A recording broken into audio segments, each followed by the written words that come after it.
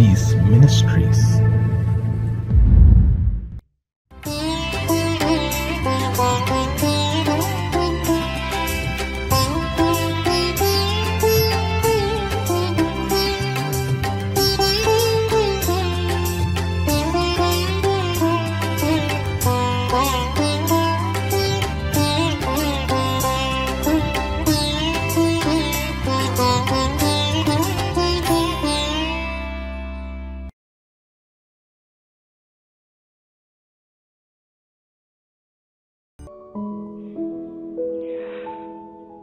കർത്താവായ യേശുക്രിസ്തുവിന്റെ നാമത്തിൽ എല്ലാ പ്രിയപ്പെട്ടവർക്കും സ്നേഹത്തെ വന്ദനത്തെയും പ്രഭാതത്തിൽ അറിയിച്ചുകൊള്ളുകയാണ്.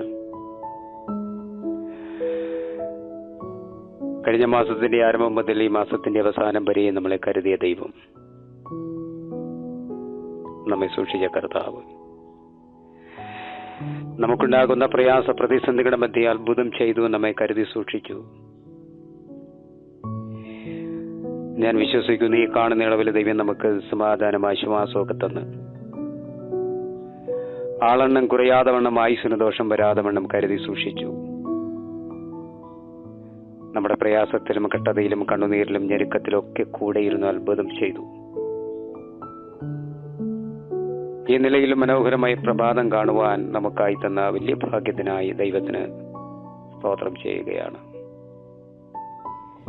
വിശേഷാൽ ഗോഡ് ഗോസിന്റെ ബന്ധത്തിൽ, മിനിസ്ട്രിയുടെ ബന്ധത്തിൽ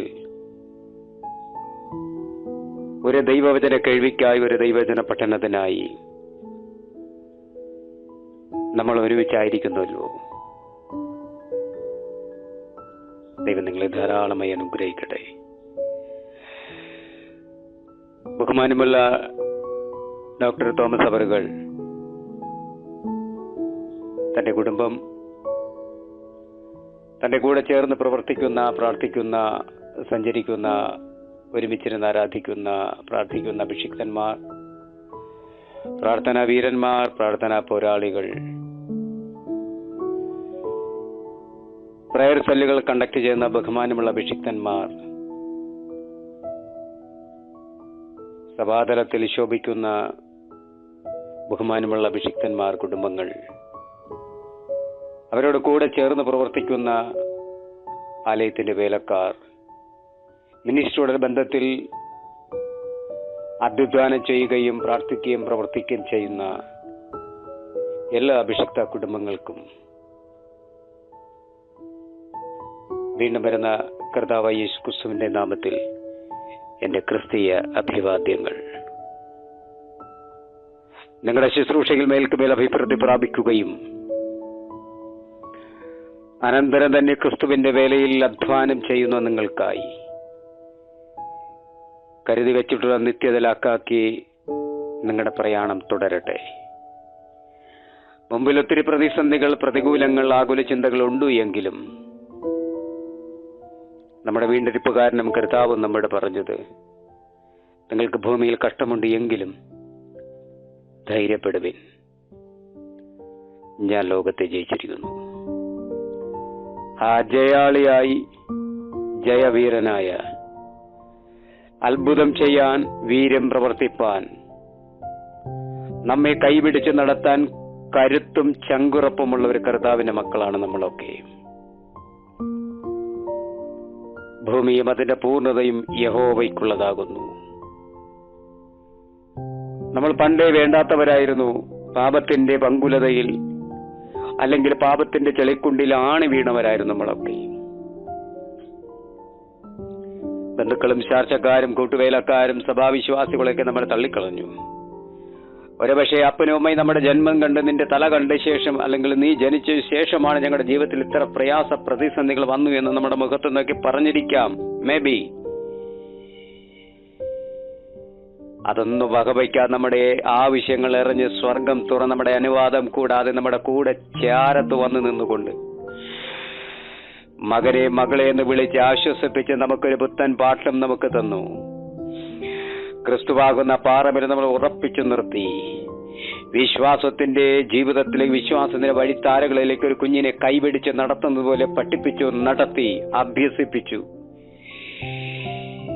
ഏമേൻ. അതാണ് ഞാൻ ആ വാക്ക് ആവർത്തിച്ച് പറഞ്ഞ കരുത്തും ചങ്കുറപ്പുമുള്ളൊരു കർത്താവ്.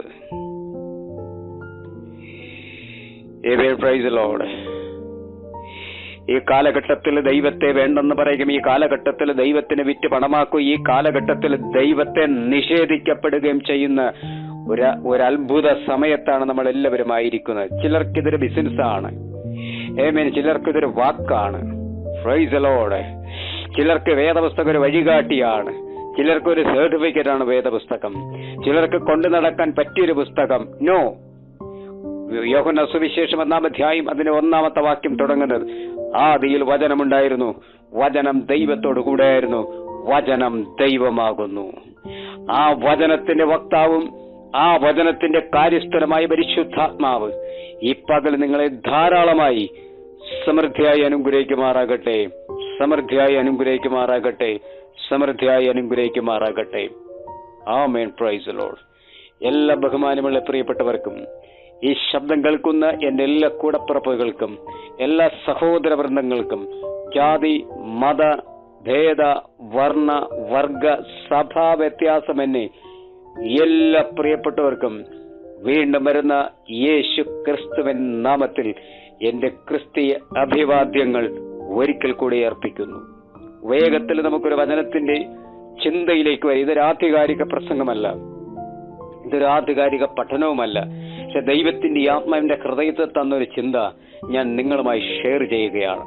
Price the lord. ഹല്ലേലൂയ. ആ ചിന്തയുടെ ഭൂരിഭാഗവും ദയവായി നിങ്ങൾ കേട്ട് അതിനെ അനുസരിക്കണമെന്നല്ല, അതിനെ അംഗീകരിക്കണമെന്നല്ല, അതിലോട് ചേർന്ന് വരുവാൻ ഞാൻ ആഹ്വാനം ചെയ്യുകയാണ്. ആമേൻ. Praise the Lord.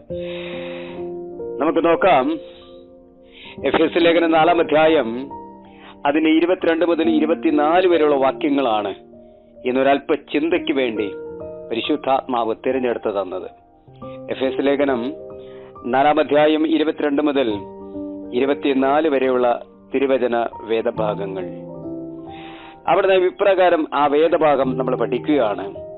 മുമ്പിലത്തെ നടപ്പ് സംബന്ധിച്ചു ചതിമോഹങ്ങളാൽ വഷളായി പോകുന്ന പഴയ മനുഷ്യനെ ഉപേക്ഷിച്ചു നിങ്ങളുടെ ഉള്ളിൽ ആത്മാവ് സംബന്ധമായി പുതുക്കം പ്രാപിച്ചു, സത്യത്തിന്റെ ഫലമായ നീതിയിലും വിശുദ്ധിയിലും ദൈവാനുരൂപമായി, ദൈവത്തിന് അനുരൂപമായി സൃഷ്ടിക്കപ്പെട്ട പുതിയ മനുഷ്യനെ ധരിച്ചുകൊള്ളുവിൻ.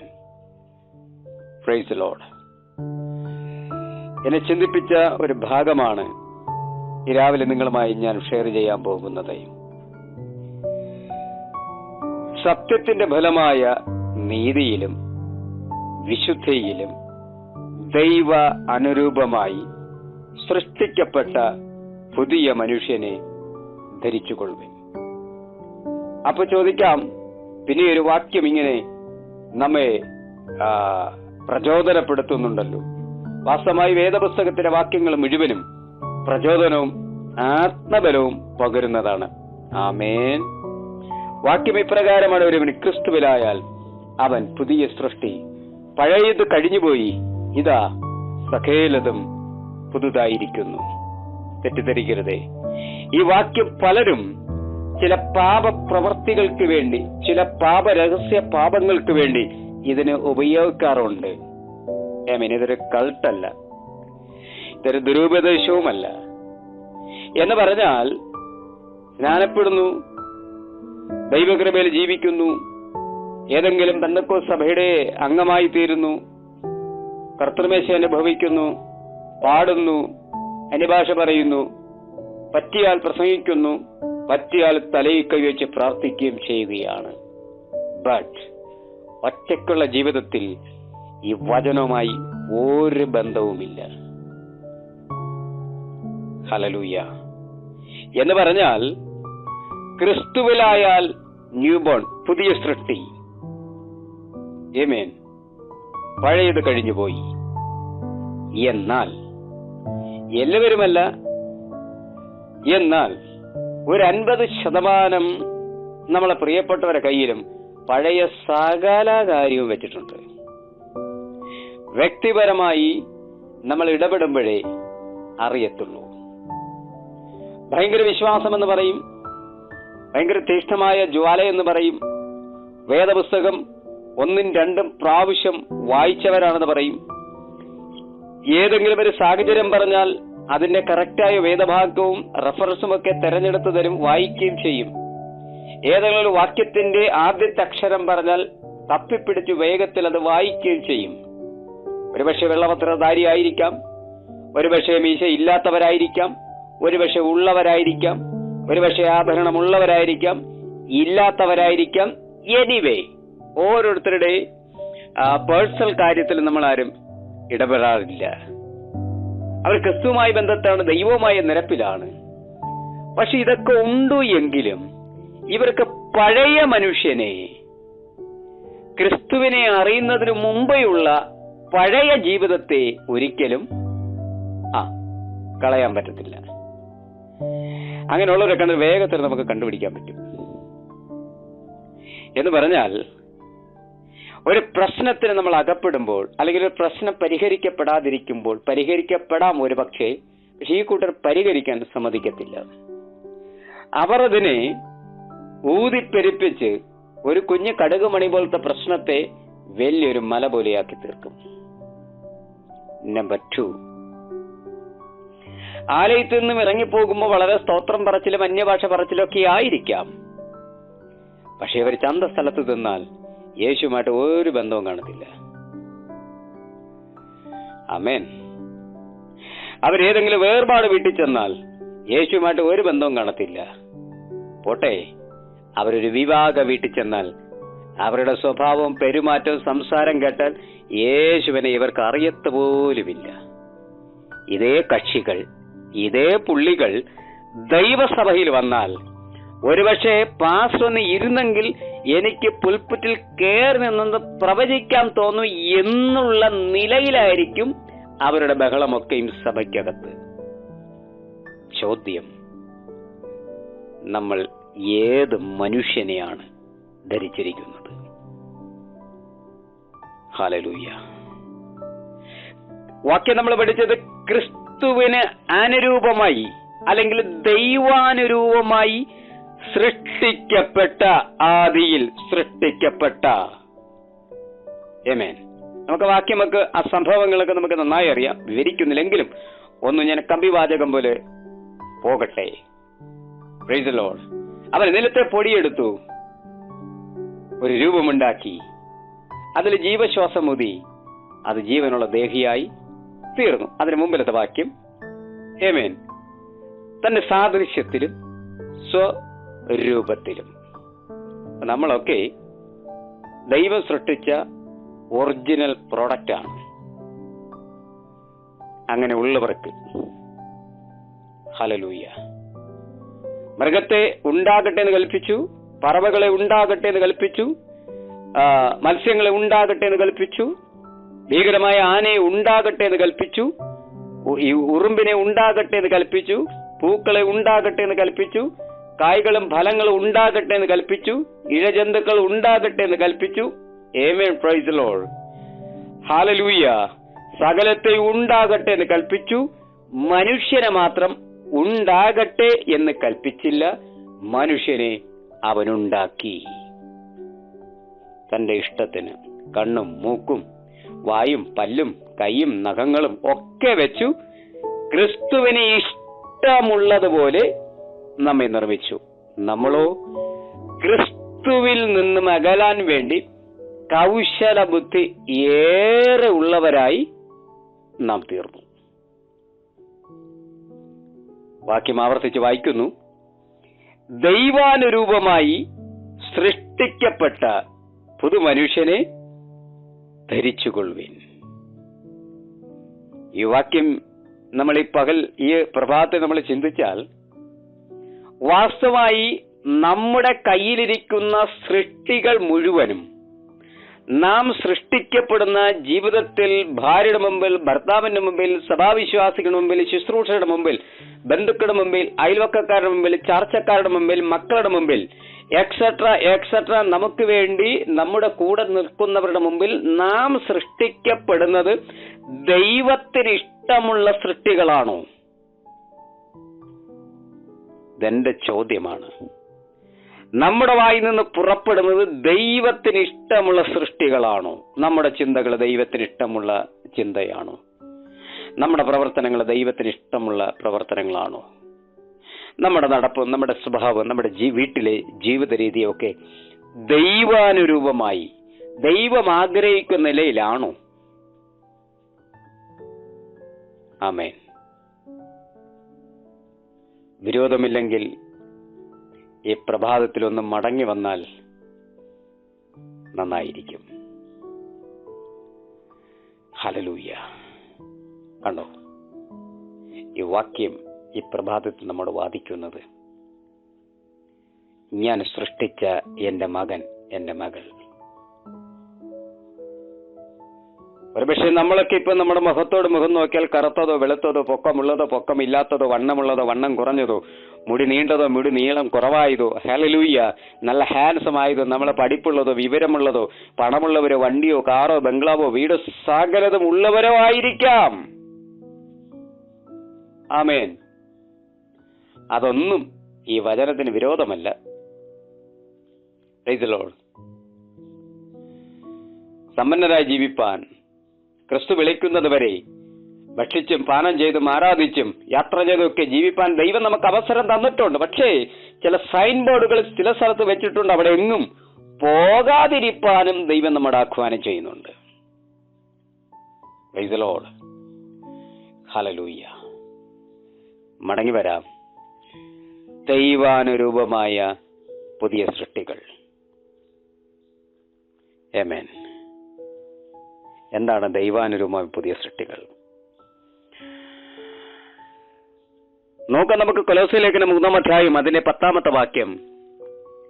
കൊലോസ്യ ലേഖനം 3-ാം അധ്യായം അതിന്റെ 10-ാമത്തെ വാക്യം. അവിടെ നമ്മൾ വായിക്കുന്നത്, തന്നെ സൃഷ്ടിച്ചവന്റെ പ്രതിമ പ്രകാരം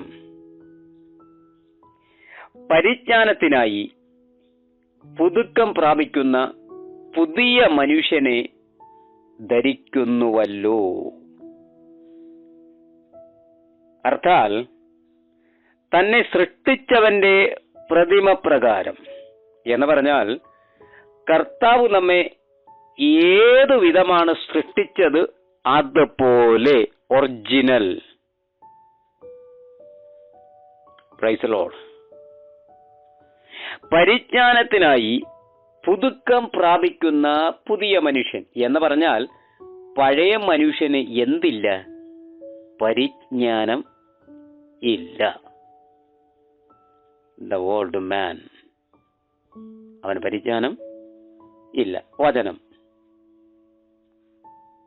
അപ്പൊ ചോദിക്കാം, ഞാൻ ജ്ഞാനത്തോടും ഞാൻ ബുദ്ധിയോടും കൂടെ കാര്യങ്ങൾ കൈകാര്യം ചെയ്യുന്നുവല്ലോ നമ്മുടെ ബുദ്ധി.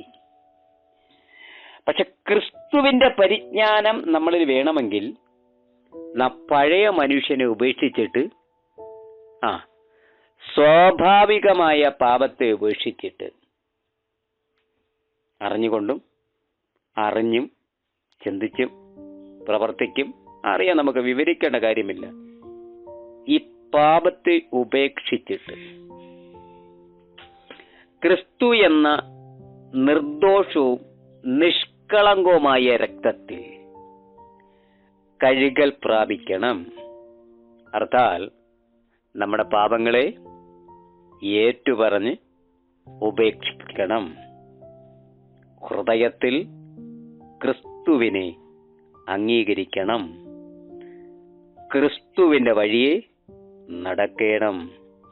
പരിശുദ്ധാത്മ കാര്യസ്ഥന്റെ ഇഷ്ടപ്രകാരം ജീവിതങ്ങളെ ക്രമീകരിക്കണം. ഒരിക്കലും പഴയ മനുഷ്യനായി നാം ജീവിക്കുകയാണെങ്കിൽ പുതിയ സൃഷ്ടിയാകാൻ നമുക്ക് പറ്റത്തില്ല. ഹല്ലേലൂയ. അതിന്റെ ബി ഭാഗം നമ്മൾ വായിക്കുന്നു. കൊലോസ്യ ലേഖനം 3-ാം അധ്യായം അതിന്റെ 10-ാമത്തെ അടുത്ത ബി ഭാഗം നമ്മൾ വായിക്കുകയാണ്. നമ്മൾ നേരത്തെ വായിച്ചത്, തന്നെ സൃഷ്ടിച്ചവന്റെ പ്രതിമ പ്രകാരം പരിജ്ഞാനത്തിനായി പുതുക്കം പ്രാപിക്കുന്ന പുതിയ മനുഷ്യനെ ധരിക്കുന്നുവല്ലോ എന്ന് പറഞ്ഞാൽ നീ പുതിയതാകാൻ വേണ്ടി വെയിറ്റിംഗ് ദ ജീസസ് ക്രൈസ്റ്റ്. പുതിയതാകാൻ വേണ്ടി കർത്താവ് വെയിറ്റ് ചെയ്യുകയാണ്. ധരിക്കുന്നുവല്ലോ. ആമേൻ. വിഭാഗം. അതിൽ യവനനും യഹൂദനുമെന്നില്ല. ആമേൻ. അതിൽ യവനനും യഹൂദനുമെന്നില്ല, പരിച്ഛേദകനും അഗ്രചർമ്മവും എന്നില്ല, ബർബരൻ, ശകൻ, ദാസൻ, സ്വതന്ത്രൻ എന്നും ഇല്ല. ക്രിസ്തുവത്രേ എല്ലാവരിലും എല്ലാം ആകുന്നു. ഒരിക്കൽ കൂടെ, അതിൽ യവനനെന്നില്ല, യഹൂദനെന്നില്ല, അഗ്രചർമ്മമില്ല, ബർബരനില്ല, ശകനില്ല, ദാസ